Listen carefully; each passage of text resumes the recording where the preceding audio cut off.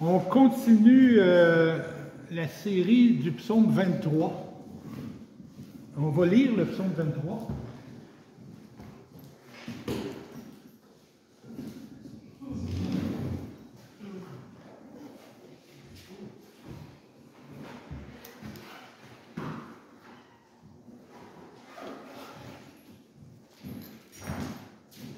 Ça fait 47 ans que je suis chrétien. Ça fait minimum 40, 50, 60 fois que je lis le psaume 23.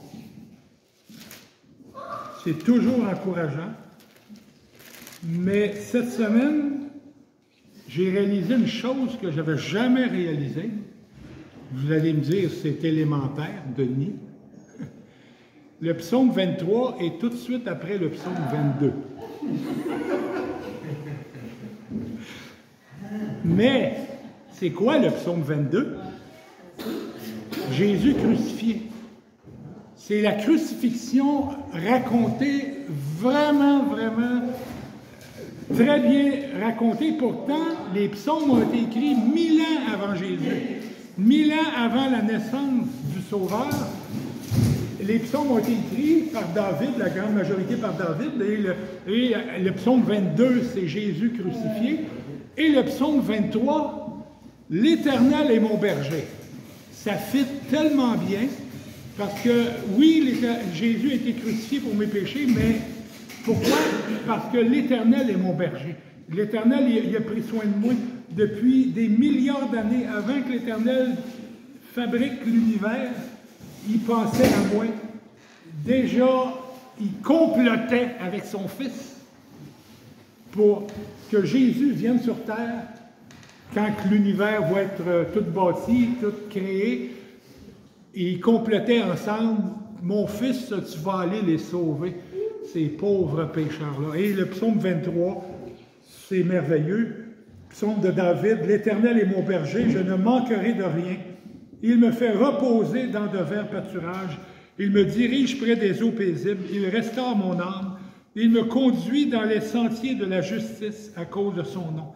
Quand je marche dans la vallée de l'ombre de la mort, je ne crains aucun mal, car tu es avec moi. Ta houlette et ton bâton, voilà mon réconfort. Tu dresses devant moi une table en face de mes adversaires. Tu oins d'huile ma tête et ma coupe déborde. Oui, le bonheur et la grâce m'accompagneront tous les jours de ma vie. Et je reviendrai dans la maison de l'Éternel pour la durée de mes jours. Le psaume 23, bon, tout au long de la série qu'on a commencé, on est rendu dans notre deuxième dimanche là-dessus, bien, on va de temps en temps, on va aller faire un tour de temps en temps dans Jean chapitre 10. Jean chapitre 10, pourquoi on va aller faire des petites saucettes là? Parce que c'est l'endroit où Jésus dit « Je suis le bon berger ». Psaume 23, « L'Éternel est mon berger ». Jean 10, Jésus, il dit « Je suis le bon berger ». Donc, dans le psaume 23, verset 1, « L'Éternel est mon berger, je ne manquerai de rien ».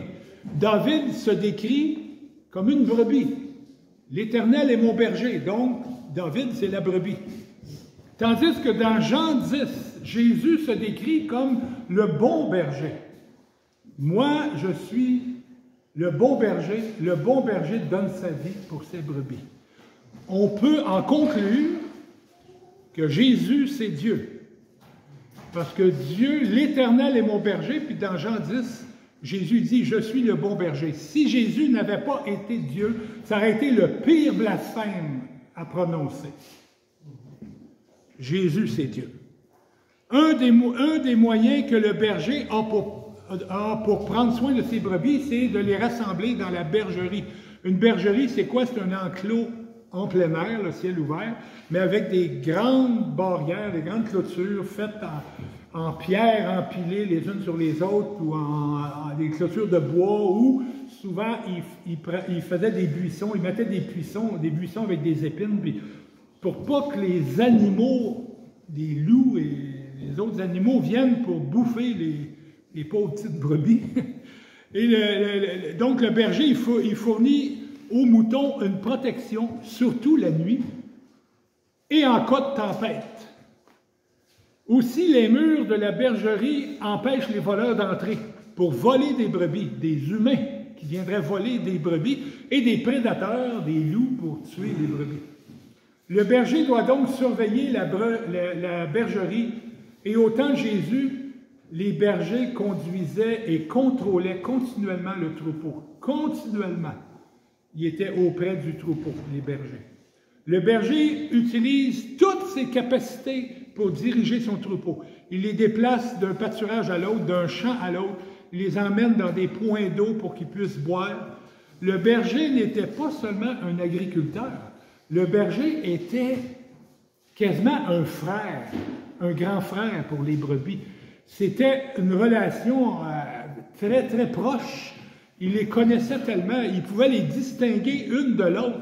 Il les entendait bêler, puis j'imagine qu'il devait savoir c'est laquelle qui bêle. On se rappelle, Brigitte puis moi, quand nos jumelles sont nées. Hein, Brigitte?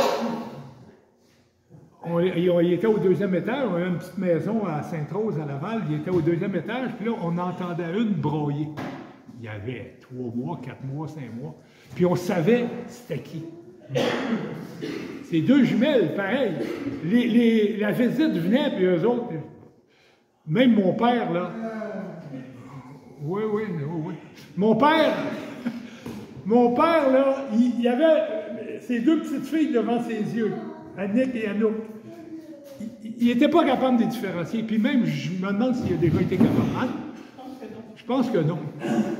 Même les jumelles étaient adultes, puis là, il y avait encore de la misère à les différencier. En tout cas, le berger, lui, avait une grande facilité parce qu'il était vraiment proche de ces petites brebis. Et dans Jean 10, quand Jésus a dit qu'il est le bon berger, il parlait de cette relation-là, berger-brebis. Une relation unique, proche, qui l'unit à ceux qui le suivent. Donc, c'est nous. À ceux qui ont remis entre ses mains la direction de leur vie. Oui, prends tout, Seigneur. On l'a chanté.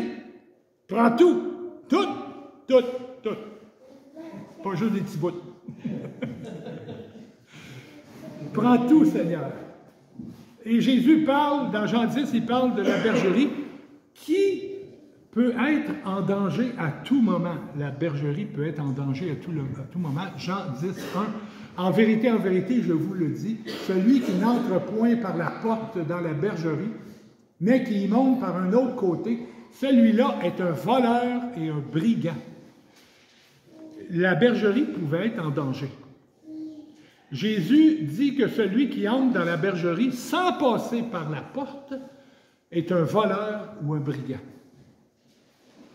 Ce qui veut dire, pour nous aujourd'hui, que celui qui prétend prendre soin d'un troupeau doit passer par Jésus qui est la porte.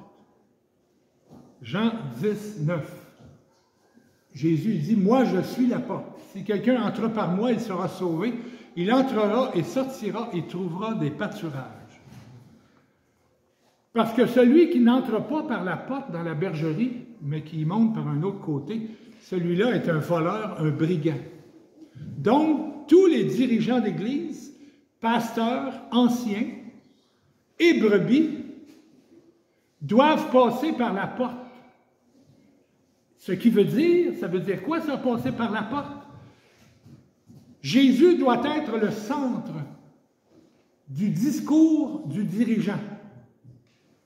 S'il y a un dirigeant, mettons, vous déménagez, puis vous allez dans une église, puis le dirigeant, le pasteur, très rarement, il va dans les sujets bibliques au sujet de Jésus.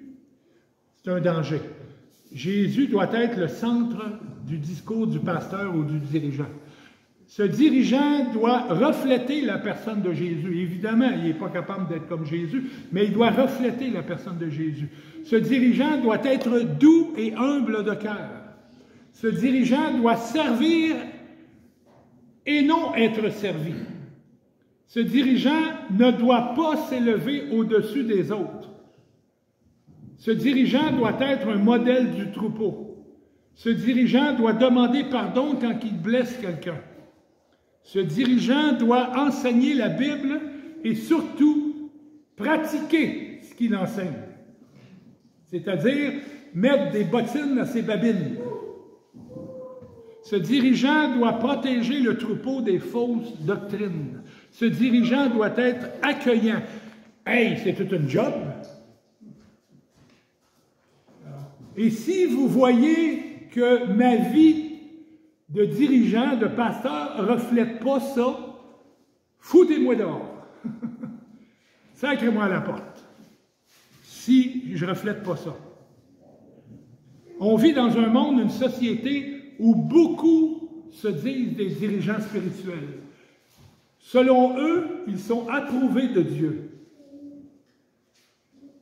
Est-ce que leur enseignement est pareil à l'enseignement que Jésus a donné? Est-ce qu'ils remplissent la liste que je viens d'établir? C'est-à-dire, est-ce qu'ils passent par la porte? C'est ça, passer par la porte. Parce que Jésus, c'est la porte. Donc, tu ne peux pas passer par la porte si tu n'es pas comme Jésus, si tu ne dis pas comme Jésus, si tu n'agis pas comme Jésus, tu ne peux pas passer par la porte. Parce que Jésus va dire, « Wow, tu ne passes pas. » On va lire Matthieu 7, à partir du verset 15. Je vais te voler tes Kleenex, madame, mademoiselle. Merci. Matthieu chapitre 7, on va lire dans nos Bibles, je ne l'ai pas à l'écran.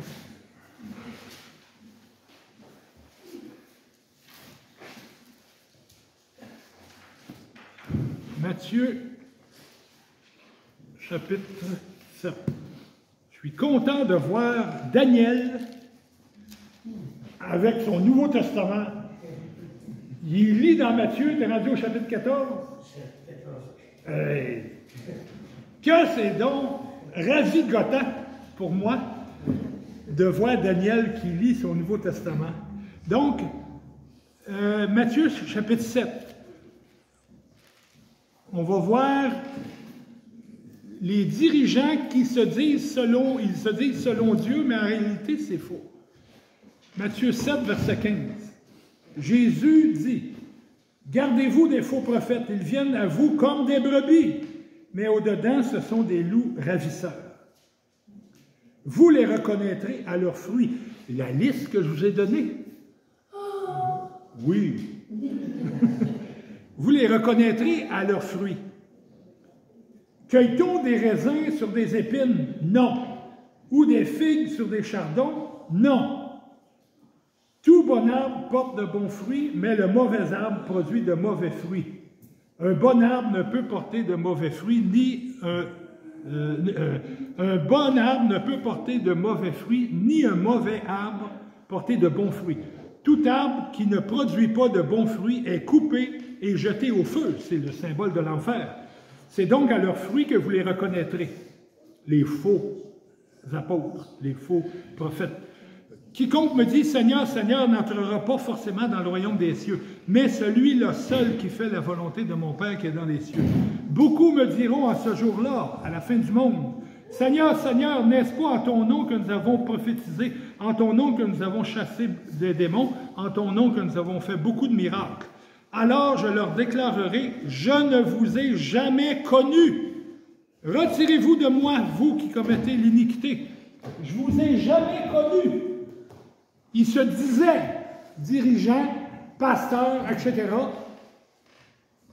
Mais il y avait tellement le tour, évidemment, il y avait un vêtement de brebis. Donc, il faut se méfier de ça.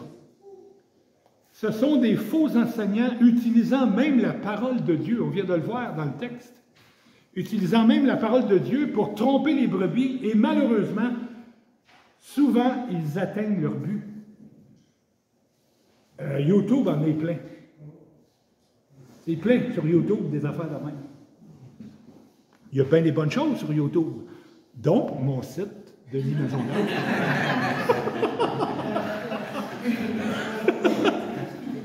Je ne pouvais pas m'empêcher de plugger mon site.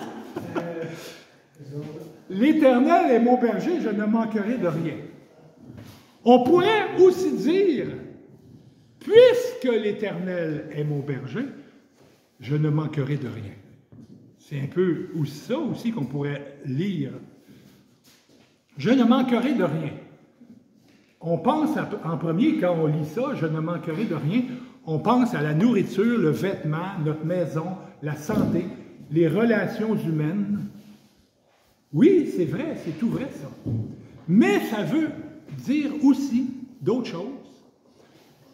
Avoir l'attention et les bons soins du bon berger. C'est pas dans ce sens-là, c'est dans ce sens-là. Avoir l'attention et les bons soins du bon berger. C'est ça, je ne manquerai de rien aussi. La brebis a une confiance totale en son berger pour tous ses besoins. Tous ses besoins.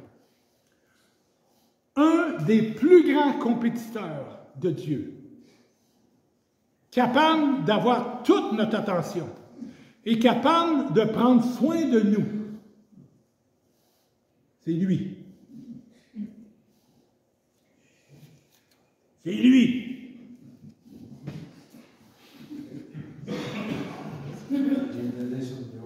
Vous n'avez pas mon mot de passe. Ça, c'est le plus grand compétiteur de Dieu, l'argent. C'est très, très fort dans nos vies.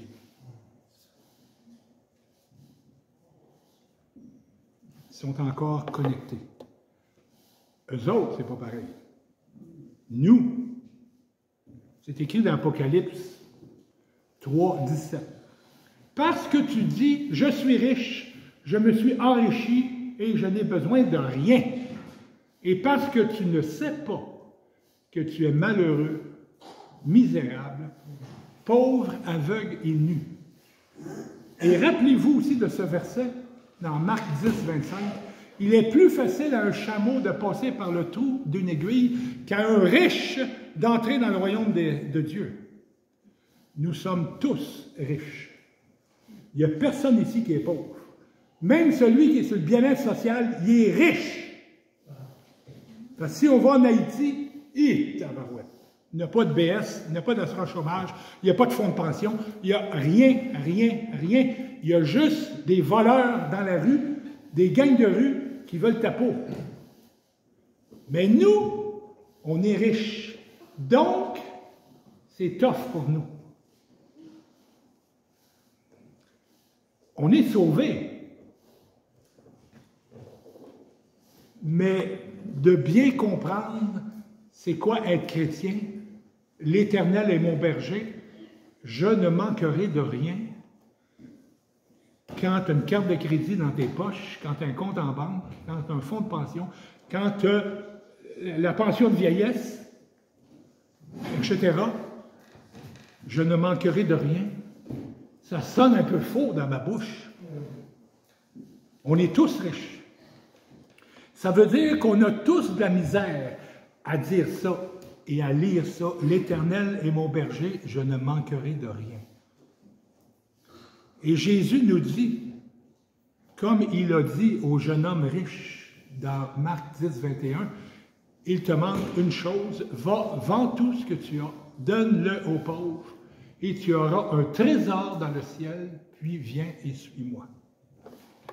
Oui, prends tout, Seigneur. On l'a chanté. Oui, prends tout, Seigneur. Prends ça aussi, Seigneur. Ça t'appartient. Ma santé t'appartient. Mes enfants, ma femme, mon mari, ma maison, mon char, mon pick-up, tout t'appartient.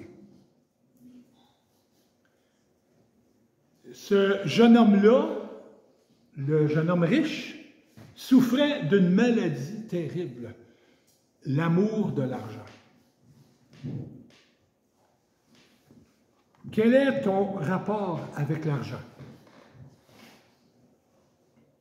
Comment gères-tu l'argent que Dieu met dans tes poches?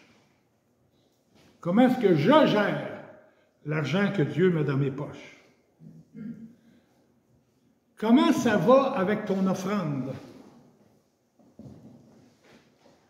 Comment ça va avec ton offrande? Tu es chrétien depuis longtemps, depuis quelques années. Est-ce que tu prends le temps à chaque semaine d'adorer Dieu par ton offrande? Est-ce que tu y penses avant 10 heures le dimanche matin? Est-ce que tu réfléchis à ça le samedi, le vendredi, ton offrande?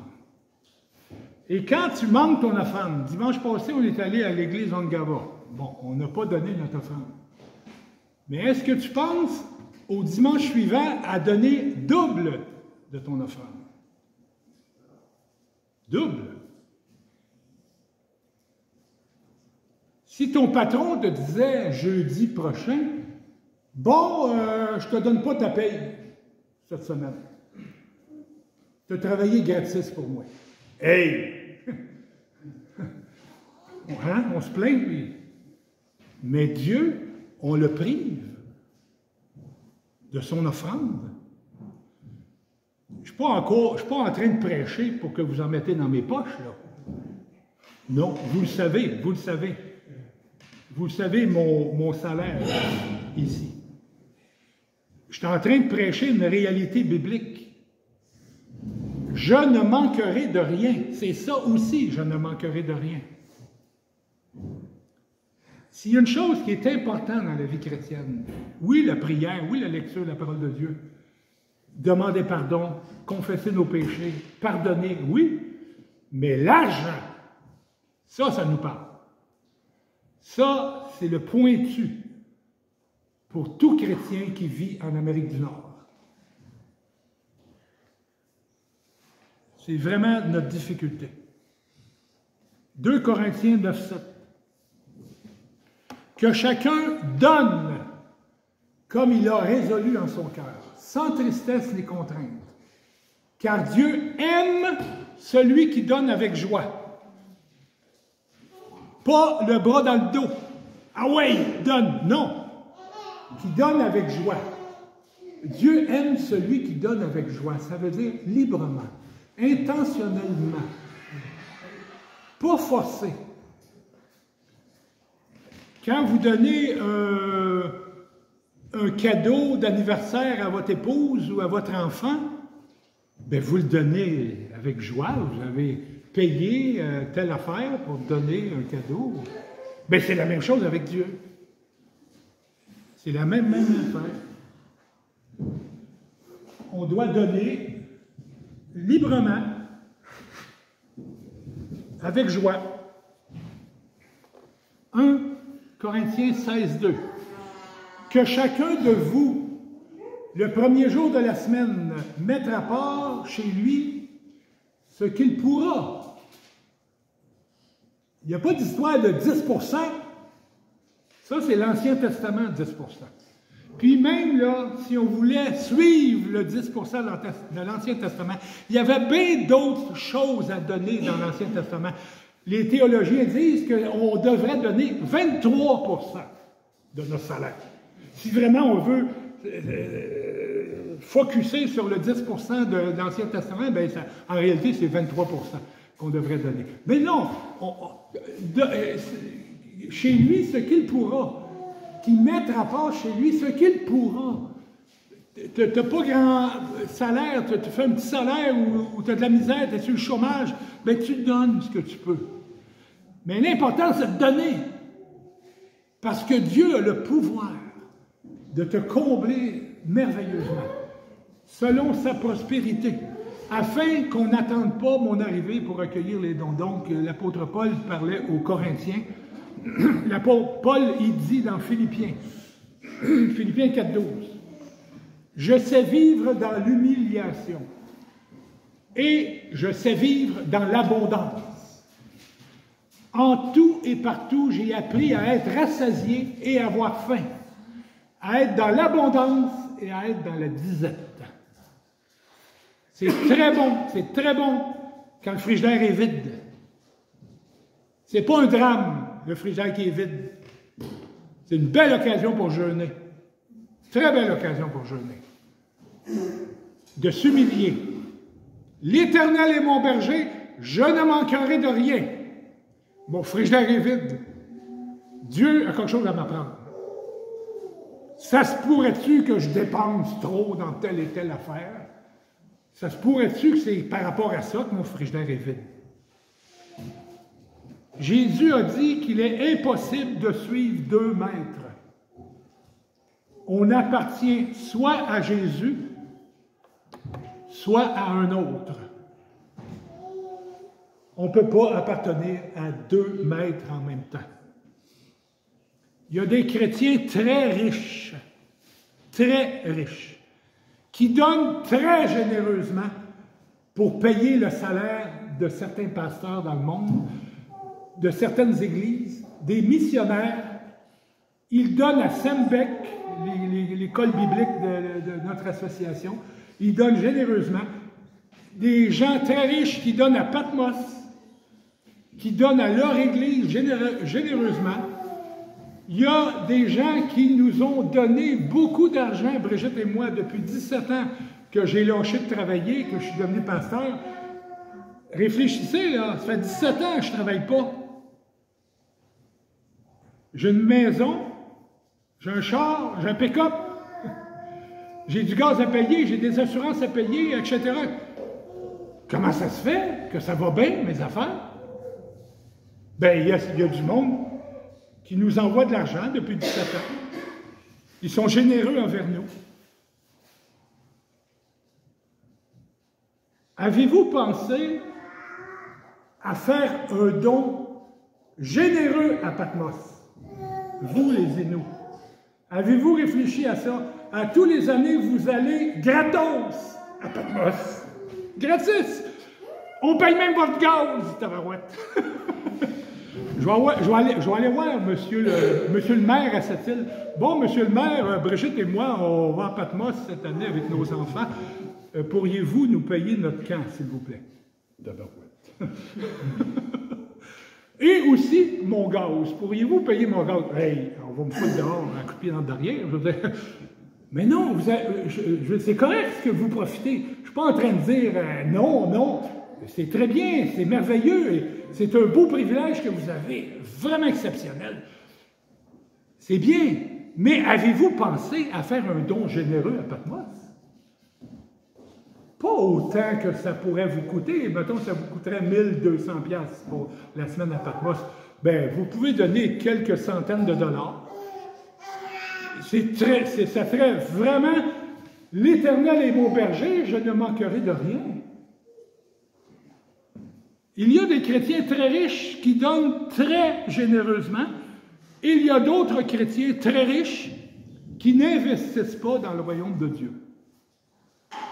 Tous les chrétiens, pauvres et riches, devraient remettre leur argent dans les mains de Dieu.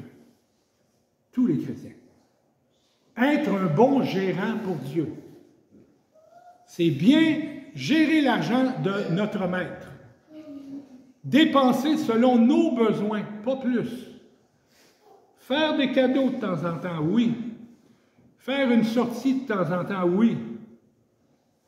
Mais attention, aussi être généreux pour l'œuvre de Dieu. Le bon berger, lui, de son côté, a son regard, jour et nuit, tourné vers son troupeau, et il a penché son oreille vers nous, nous dit le psaume 116. Tout le temps, l'Éternel penche son oreille vers nous, il nous watch, il nous surveille, il veut prendre soin de nous, il veut nous éviter certains problèmes, il veut nous reprendre, il veut nous encourager. Psaume 121, tout le psaume 121, « Je lève les yeux vers les montagnes, d'où me viendra le secours? Le secours me vient de l'Éternel qui a fait les cieux et la terre. Il ne permettra pas que ton pied chancelle. Il nous surveille. Celui qui te garde ne sommeillera pas, jamais il dort. Voici, il ne sommeille ni ne dort, celui qui garde Israël. L'Éternel est celui qui te garde. L'Éternel est ton ombre à ta main droite. Pendant le jour, le soleil ne te frappera point, ni la lune pendant la nuit. L'Éternel te gardera de tout mal, il gardera ton âme. Pourquoi que je me confie là-dedans? Je suis con, là, je suis stupide. L'Éternel gardera ton départ et ton arrivée dès maintenant et à toujours. Malgré toutes ces belles promesses de l'Éternel, il y a des chrétiens qui sont mécontents, qui chiolent, qui décident de marcher à leur façon.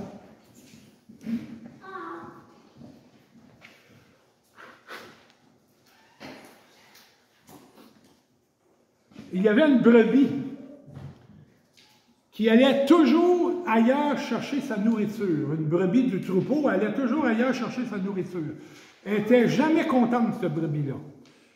Par sa rébellion, elle s'était éloignée de son berger et devait brouter dans des champs pauvres. Elle ne retenait jamais la leçon. À chaque fois que son berger la ramenait, elle retournait, elle sauvait, elle voulait toujours franchir la clôture. Avec le temps, elle a influencé d'autres brebis à faire pareil comme elle.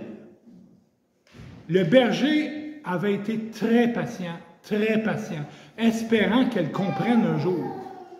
La brebis ne voulait pas suivre son berger. Entêtée. Le berger, ne pouvant pas laisser une brebis obstinée tout le temps, mécontente, ruiner tout le troupeau, a dû prendre son couteau, couper le cou, l'abattre. C'est pas ça que l'Éternel va faire avec nous. Attention, c'est pas ça que je suis en train de dire. Mais pour ce berger-là, c'était la seule solution au problème. La brebis égarée, malgré tous les bons soins fournis par le berger, désirait autre chose. La brebis ne disait pas « L'Éternel est mon berger, je ne manquerai de rien ». Elle ne disait pas ça. C'est un avertissement solennel aux chrétiens charnels qui veulent le meilleur des deux mondes. Le royaume de Dieu et le royaume des ténèbres, naviguant d'un royaume à l'autre. L'Éternel, le bon berger, a dû sortir le couteau. Il a dû sortir le couteau dans première épître aux Corinthiens, au chapitre 11. Peut-être vous vous dites, « Ah, Denis, tu étais un petit peu sanglant le matin, t'es rough en tabarouette. » Le couteau, la brebis a battu. Mais 1 Corinthiens 11, verset 27, on est à la table du Seigneur dans cet épisode-là. Les Corinthiens prennent le pain et la coupe, comme nous on fait régulièrement. Verset 27, « C'est pourquoi celui qui mangera le pain et boira la coupe du Seigneur indignement. Royaume de Dieu, royaume des ténèbres. » C'est ça, manger le pain et la coupe, boire la coupe indignement. « Sera coupable envers le corps et le sang du Seigneur. Que chacun donc s'examine soi-même et qu'ainsi il mange le pain et boive de la coupe. » C'est-à-dire en faisant le ménage dans ma vie. J'ai de la misère à dire « L'Éternel est mon berger, je ne manquerai de rien ». J'ai de la misère avec ça. Je dois, avec l'aide de Dieu, me battre pour que ça change. Et non pas être passif, assis sur mon steak. Non. Que chacun donc, verset 28, que chacun donc s'examine soi-même et qu'il mange du pain et boive de la coupe. Car celui qui mange et boit sans discerner le corps du Seigneur, mange et boit un jugement contre lui-même. C'est pour cela qu'il y a parmi vous, les chrétiens de Corinthe, beaucoup de malades et d'infirmes, et qu'un assez grand nombre sont décédés. Le couteau. Si nous nous jugions nous-mêmes, nous ne serions pas jugés. Dieu, des fois, il met le poing sur la table. Mais avant de mettre le poing sur la table, il est patient. Très, très patient. Mais attention, quand on étire un élastique, il faut s'attendre à ce qu'à un moment donné, il pète. Faisons attention avec notre vie chrétienne, marcher dans le royaume de Dieu et marcher dans le royaume des ténèbres. Faisons bien attention à ça. On est perdant. On est perdant, c'est sûr. Dieu n'est pas menteur. Dieu a toujours raison. On a toujours tort.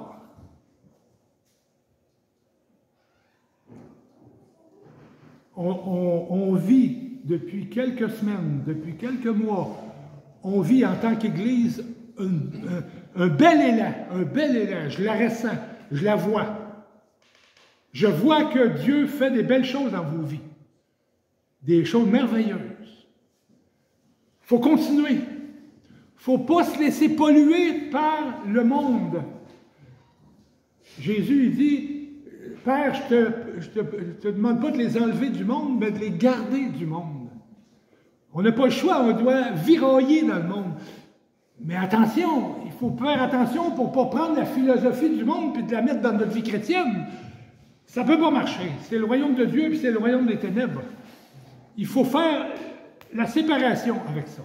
Puis, je le vois que vous le faites. Vraiment, je le vois. Juste avec ce que Daniel Marcoux nous apporte, puis les réunions qu'on a eues ensemble, les Zooms pendant 13 semaines. Wow! Puis les réunions qu'on a faites ici avec Daniel en présentiel, c'était tellement beau et encourageant. On continue là-dedans.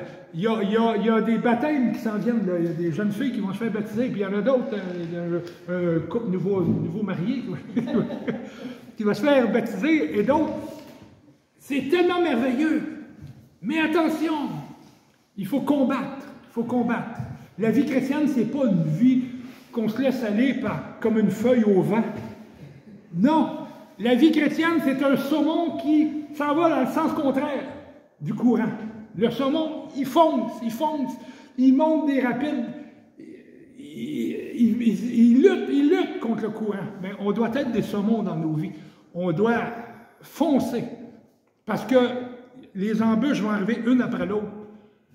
Peut-être que vous vous dites, comment ça se fait quand je suis le Seigneur, les embûches en une après l'autre. Mais oui, c'est ça la vie chrétienne. Qu'est-ce que tu veux? Mais à force de battre et de se battre et de se battre, oups, l'Éternel est mon berger. Waouh! Il m'a accompagné. L'Éternel est mon berger, je ne manquerai de rien. Et c'est ça l'encouragement du psaume 23. On va continuer les prochaines semaines. Que Dieu nous dirige. Prions. Merci Seigneur Jésus pour cet encouragement dans le psaume 23 et dans Jean 10. Seigneur, tu es un Dieu qui nous aime. Tu es le bon berger. Le bon berger. Et le diable, c'est le voleur, le brigand. Il veut nous voler toutes les belles choses de notre vie. Mais toi, Seigneur, tu nous donnes la vie et tu nous la donnes en abondance. On te demande pardon, Seigneur, d'avoir trop souvent navigué entre le royaume de Dieu et le royaume des ténèbres. On te demande pardon, Seigneur. Et Seigneur, encourage-nous. On veut combattre avec toi. Et Seigneur, donne-nous cette force-là, cette puissance-là de combattre avec toi. Merci, Seigneur Jésus, de prendre soin de nous. Amen.